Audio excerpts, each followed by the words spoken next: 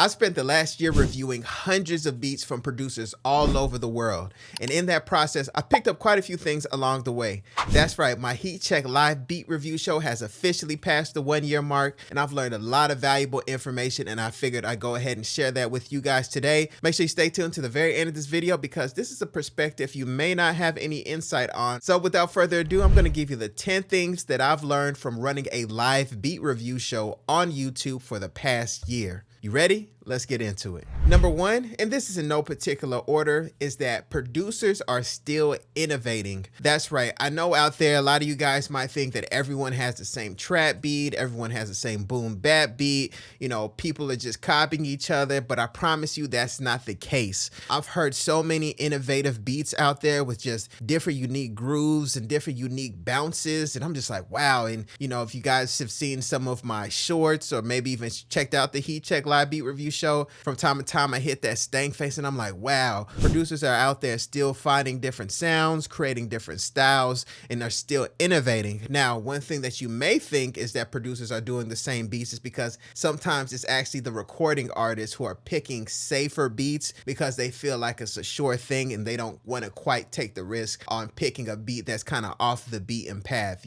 Producers may have to actually be in the studio with recording artists to kind of coach them through actually making a song to a beat that doesn't quite fit the template of what's popular out there. So guys, rest assured that the game is still going to go, it's still going to keep growing, and producers are still coming up with new ways to be creative and pushing the game forward. All right, and the second thing that I've learned is that misinformation spreads quickly. That's right.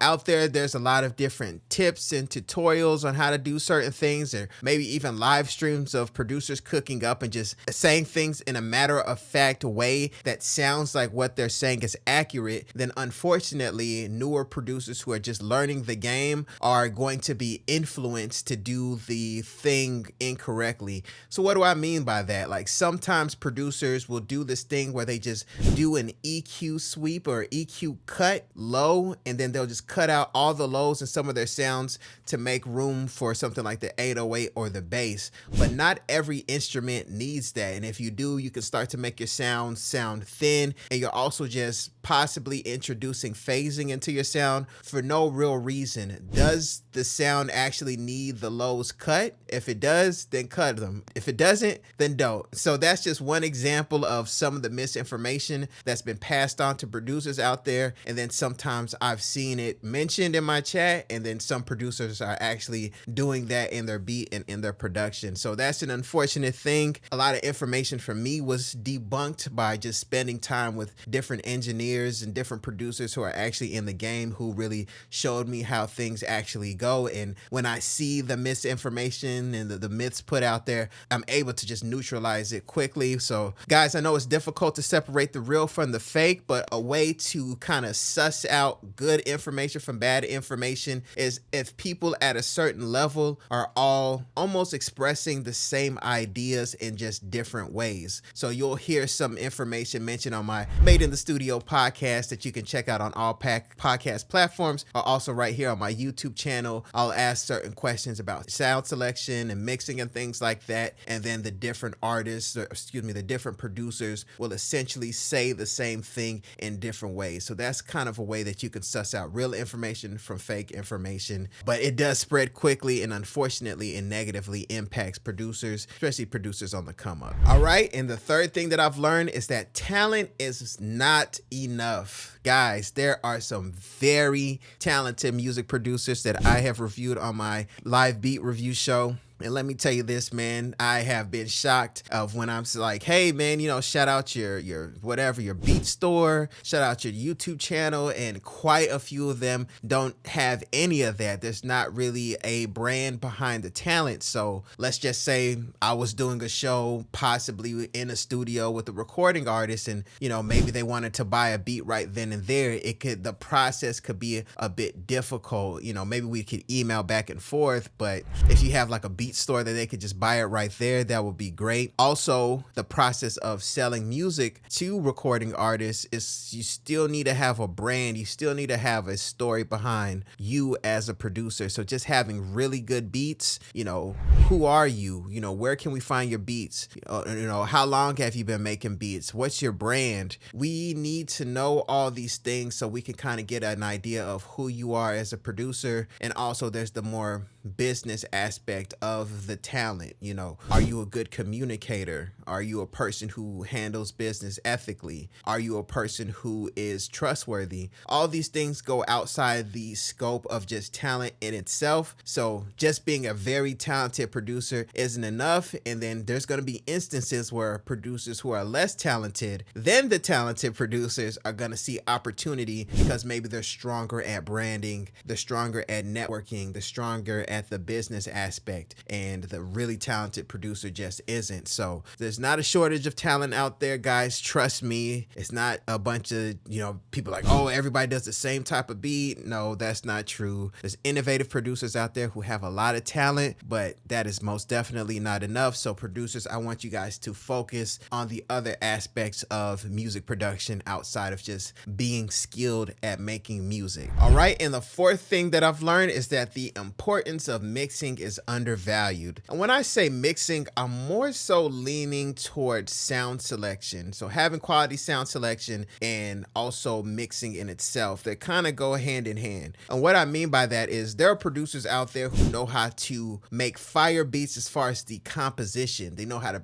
have good sounding synths, good sounding snares, good sounding kicks and everything like that. But sometimes those elements can be totally deteriorated, crushed by just distortion, just letting all their sounds blare into the red into the mixer in their DAW, and that can totally mess up the listening experience for the recording artist. I always make the analogy, it's kind of like food. If you make food and the food is good, but you leave it in the oven a little too long and it comes out, crispy and charred, you could have good ingredients, you could have good seasoning, but we kind of have to try to eat through all the char on the food. So it makes the experience not as good as it could have been if it was actually, cooked to the right amount. So hopefully that made sense to you guys. So there are producers out there who are doing that, distorting their sounds. There are producers out there who also need to get better at sound selection. So guys, please, if you're out there, please understand the basics of mixing, of understanding the EQ, of understanding compression. If you guys need any help, I have a Drum Doctor beat mixing course, so you guys can check that out in the description if you need any help, or you can hop on a one-on-one coaching call with me so I can kind of help you get those skills more quickly as opposed to trying to figure it out on your own. So guys, don't just make fire beats and let everything distort. Please understand mixing so that way we can still have an enjoyable experience along with listening to the fire beat in itself. All right, and the fifth thing that I've learned is that producers forget that the artist's voice is the final instrument on the beat. So the thing is, as producers, a lot of us are cooking up beats on our laptops or in a studio by ourselves. Quite frequently, we do not have the privilege to be making beats in front of recording artists themselves. So in the process of actually doing that myself, making beats in front of recording artists, I've picked up that they don't quite need as many sounds in the beat for it to be good enough for them to actually record a song. And this kind of goes to why sometimes you'll see in a producer interview, a producer will be like, oh, this artist picked this beat and I didn't really think it was that good, but that's the beat that they used and it became their single and, blah, blah, blah. And frequently part of the reason is because the beat itself wasn't quite quote unquote done. The producer left a lot more space in the beat than they usually would. And that's what made it appealing to the recording artist. So producers can sometimes not understand that. So always make sure that I recommend to you guys kind of rapping out loud or singing out loud when you're getting into the process of kind of finalizing your beat, so you understand that there should be space for the human voice to actually live on. We have access to so many sounds, so many loops, so many VSTs. We can forget that we need to leave room for the artists themselves. This is something that I see done, unfortunately, kind of frequently on my live beat review show. So if you're making beats for recording artists and not just for, the listening pleasure of just music fans in general, make space for the recording artist. That's also going to help your beat sales. All right. And the sixth thing that I've learned from running a live beat review show for 1 year is that hardware still has a sound. That's right.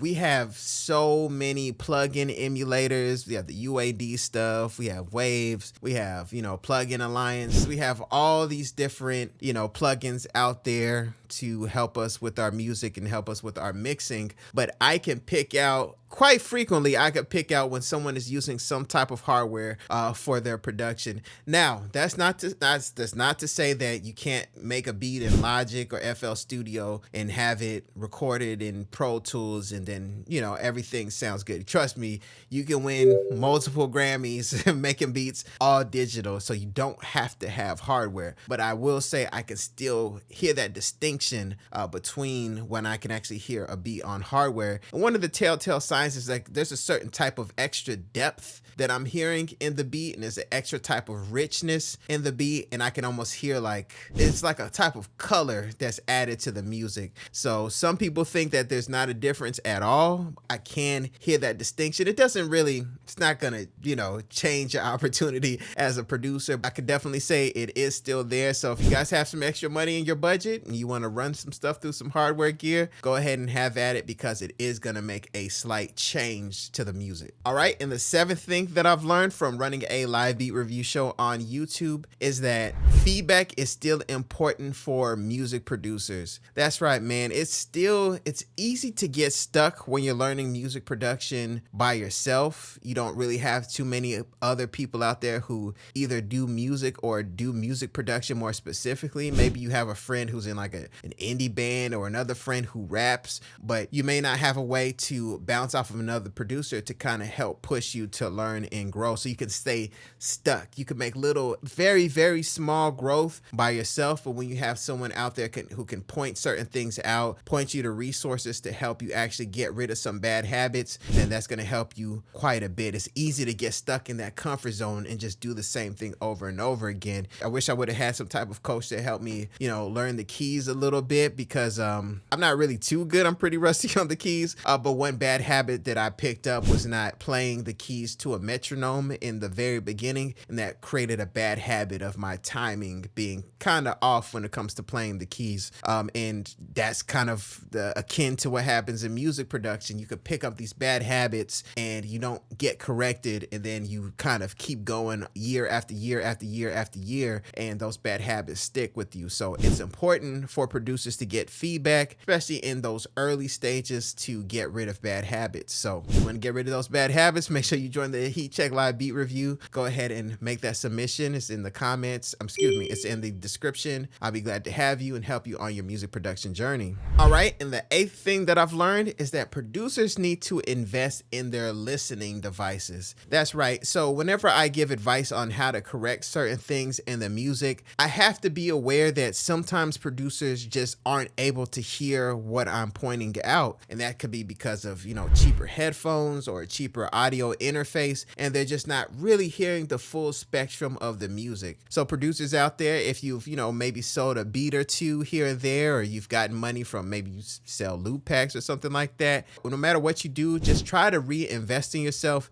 And when you do reinvest in yourself, please consider the listening devices, your headphones, your audio interfaces, your studio monitors. If you've got all that, work on getting your room treated, get some broadband bass traps, or, foam here and there to try to help with the flutter echoes and things like that. So invest in your listening environment, your listening devices, so you can actually hear what's going on. And once you can hear what's going on, it can help you go in and make those corrections, because some of you guys just aren't hearing what's happening, and investing in yourself and investing in better listening devices can definitely correct that. All right. And the ninth thing that I've learned is that producers need to create content. That's right. Content is a great way to distinguish yourself between other producers and yourself. One thing that is not going to be easy to replicate is you and your personality, your face card, your reputation, things like that. A lot of producers are kind of introverted, just like to stay in the studio, just cooking up beats, you know, maybe just shaking hands here and there when they hit the studio, but don't really want to get out there and put their face out there for the world to see. Guys, one thing I can say is that harsh criticism from people tends to come later after you've created content for a while, so you don't really have to worry about trolls and things like that until after you've reached a certain point. So don't feel like you're gonna put out a video or two and then a bunch of people are gonna be on your bumper talking about you suck, you need to stop, and things like that. That doesn't come until later. So put yourself out there, put some of the things that you've learned out there. You know, we're all students of the game, we're all students of life. There are certain things that you know now that other people don't know how to do. So it's easy for us to feel like, oh, everybody should know this. That's not true. You know, if you have to do like little tips and tricks, if you have to do live cookups, if you want to do reactions, if you want to do vlogs showing you traveling, going different places, all of that's going to help to create your brand, create your vision, and also to help you create a community, because people connect with other people, and one of the best ways to do that is via content. All right, and the 10th thing that I've learned from running a live beat review show on YouTube is that music production is a marathon, not a foot race. That's right, guys, man, there's always something new to learn when it comes to music production. Is it sound selection? Is it mixing? Is it learning about intellectual property when it comes to, like, you know, possibly getting placements and things like that? Is it understanding networking, branding, business? There's a full spectrum of different things that we have to continuously learn as music producers so we can continue to grow. So there's never really a stopping point. The game is ever evolving, and we need to continue to be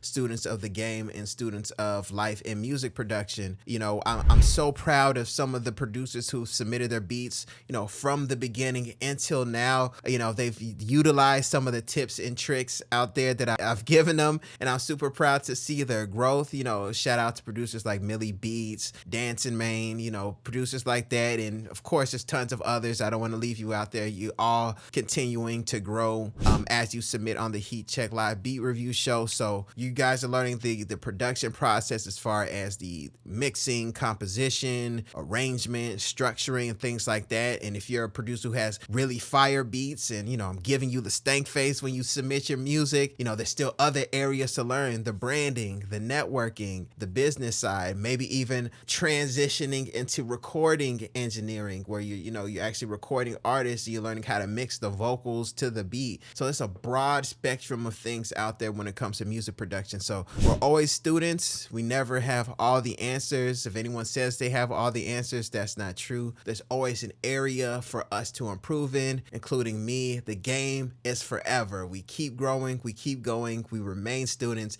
and we get better each and every day. All right, guys, so those are the 10 things that I've learned from running a live beat review show on YouTube. It's called The Heat Check. If you haven't checked it out, make sure you check it out and submit for the next show. It's in the description. I'll be glad to have you aboard. I hope you guys learned something of value from all the things that I've learned in the journey. It is very, very fulfilling to give back to the community that's given so much back to me. My name is Desmond A. Make sure you hit like and subscribe, and I'll be back with more great videos. Peace.